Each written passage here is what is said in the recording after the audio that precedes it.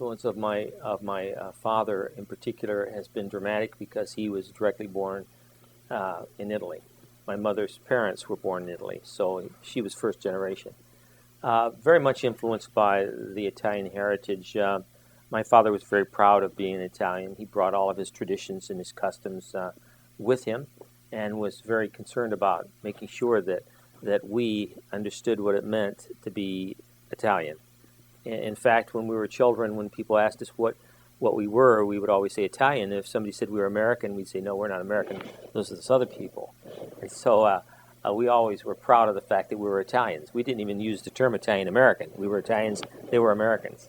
And everything from the language to the food, to the traditions, to the religious background, to the moral upbringing, a particular outlook on life, my dad was good about making sure we understood all those things, and was a good teacher of those truths that he learned as a child and were passed on to him. He wanted to make sure that he passed them on faithfully to us. And I was born May 23rd, 1930, on board the ship Augustus, en route from Italy to the United States. My mother came across the ocean, or across the mountains on the back of a van, and she said that when she got there, they weren't going to let her get on board ship because they thought she was going to have the baby. And the doctor examined her, and he said, no, she's not due for 6 weeks. So my mother got on board the ship at 8, and the ship left Genoa and goes out into international waters, and it comes back in at Naples and picks up passengers. And I was born between Genoa and Naples 3 hours later. So it was really interesting. Now I have a latitude and a longitude where I was born.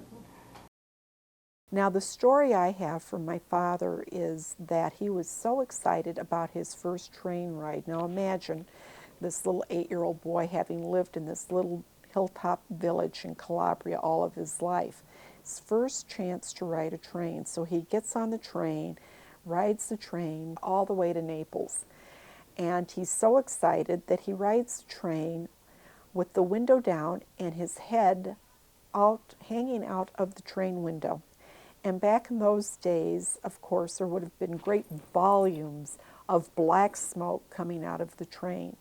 And when he arrived in Naples, and Don took my grandmother and Dad to the port to board the ship to bring him to the U.S., the purser there looked at my dad and said that he did not recommend that my dad continue on to the U.S. His eyes were very, very red and inflamed. And they didn't feel at that time that my dad would be able to pass the medical exam. They were very concerned about an eye disease called trachoma at that time, and one of the symptoms of that disease were the red inflamed eyes. And even though Dad did not have trachoma, they thought that he would have difficulties passing that exam. So my grandmother was very anxious, of course, to move forward and go to the U.S. She had been waiting for 8 years to do this, and the ticket had been bought. So she reluctantly left her son, my father, and went on to the U.S. And Don Chantarusso had to take my dad back to be with his grandmother. And it must have been a really sad day for my dad. I can only imagine. Can you imagine looking at the back of your mother on the ship and knowing, you know, when will I see her again? And how hard it must have been for my grandmother to go to this country, this new country. She didn't speak a word of English, and get on that boat by herself and continue on to who knows what. She didn't know what to really expect. And then to leave her only son behind, and when would she see him again?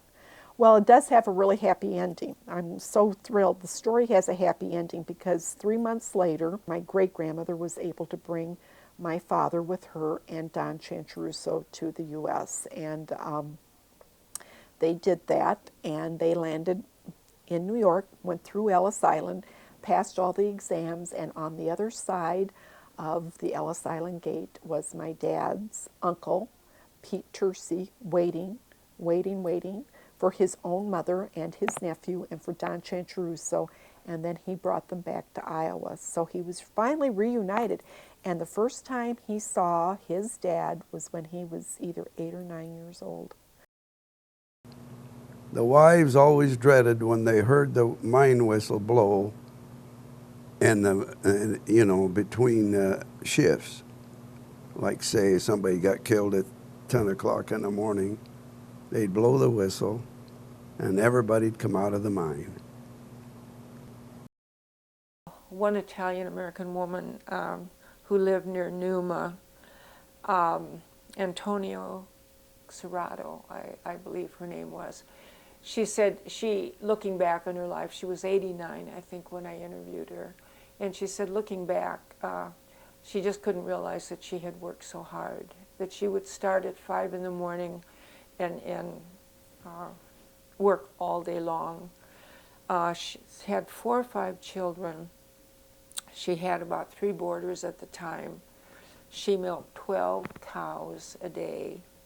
She had a number of different fruit trees that she raised, that she pruned, that she took care of, canned the fruit from those. She had chickens. I think they had a pig. She raised most of their food supply, and I mean, it is just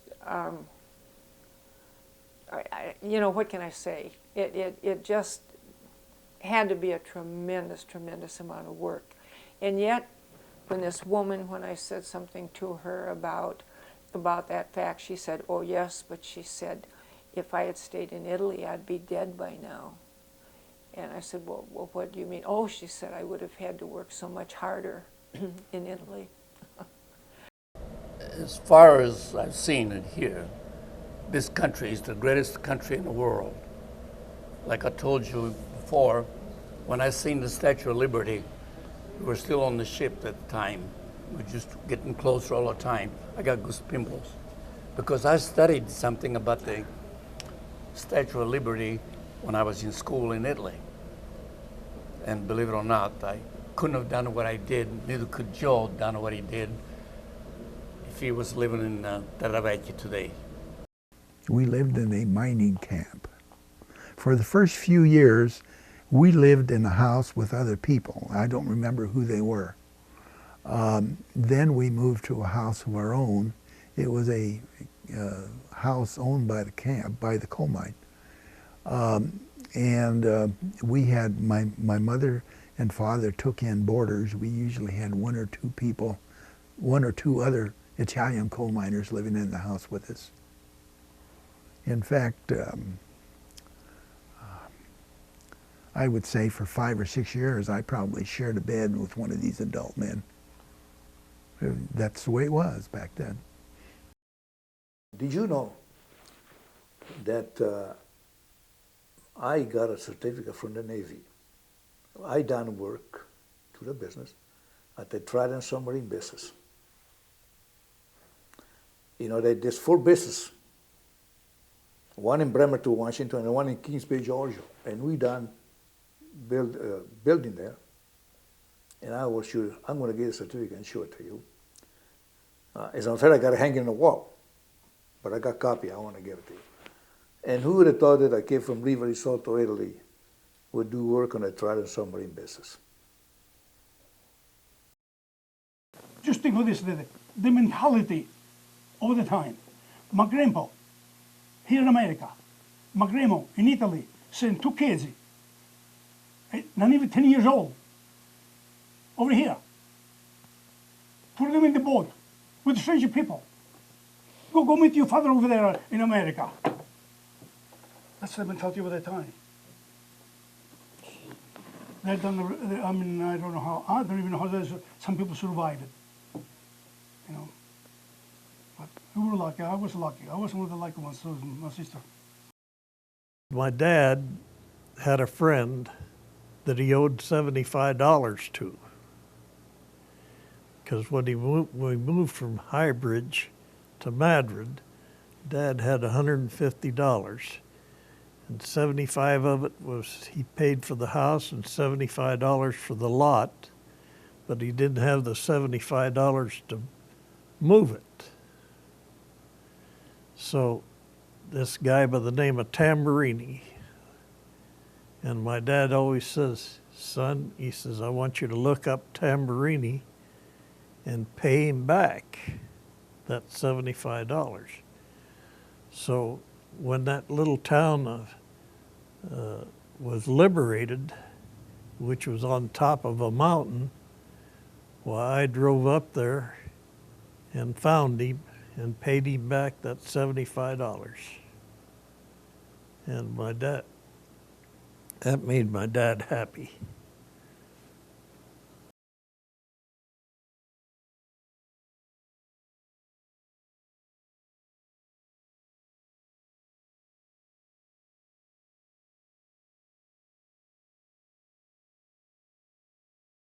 My mother said before I got married, why don't you find, your adoptive family over there? Let's see if you have anybody over there.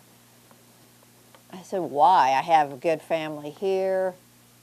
I had many nieces and nephews and lots of family here. I didn't care about it until I lost my parents here, and I felt like an orphan. And then that's when, I started thinking about it, but I didn't know how to go about it. I spoke no Italian. I didn't know where to look. I knew I was born in Benevento. I had my papers, but I didn't know how to go about, what I just gonna, get on a plane, Benevento, here I am. I didn't know how to do it. So I just forgot about it until I met Camilo working at Dolls. I asked him if you were Italian, and then he said, is the Pope Catholic?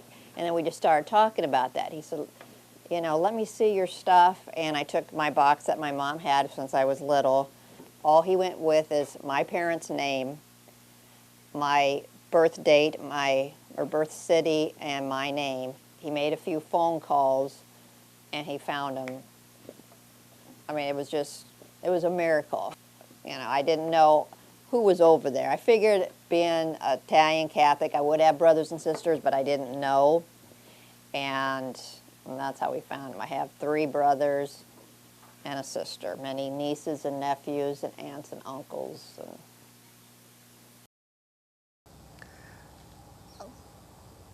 United States, I like the opportunity,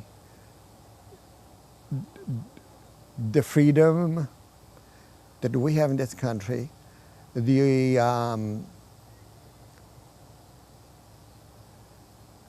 open arm that I found, the benevolence of this land that makes me so humble when I think about it. Yes. Italy, sure. Wonderful country to live. Give to me the basics to be where I am right now. And of course, I own to the country considerably too. Yes. I would never trade the United States for anywhere else in this world. We don't realize how good of a country we have. Just the food, the selection of everything that we have, the freedom. We're very fortunate that our dad came to this country, so we were able to come over here and join them. I never regret that.